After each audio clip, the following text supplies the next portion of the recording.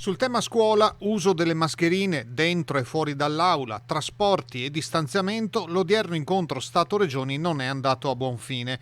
La posizione del Veneto rimane chiara e molto ferma, come ha confermato il presidente Zaia oggi in visita all'ospedale di Portogruaro. E noi abbiamo come obiettivo e come proposta sempre rispetto ai trasporti che sono strettamente correlati con la scuola, l'idea di dare la possibilità di avere una capienza nei mezzi di trasporto, treni o quindi su ferro o su gomma, che sia pari all'omologazione del mezzo.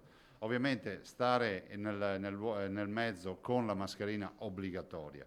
Dall'altro a scuola pensiamo che sia doveroso semplificare, mantenere la distanza di 1 metro da bocca a bocca, come dicono le riviste scientifiche, rispetto agli studenti e l'obbligo della mascherina per gli operatori e per gli insegnanti. Proprio i docenti e tutto il personale tecnico-amministrativo sono sottoposti in questi giorni ai tamponi per verificare la diffusione del virus. Stiamo facendo, abbiamo già pochi casi, ma abbiamo trovato delle sieropositività rispetto ai primi test sierologici, stiamo facendo, vi ricordo che abbiamo 95.000 insegnanti da testare, da operatori da testare e voglio anche ricordare che lo stiamo facendo sia come sanità pubblica che con l'ausilio dei medici di base nel momento in cui i medici di base accettano di testare i loro pazienti che sono insegnanti.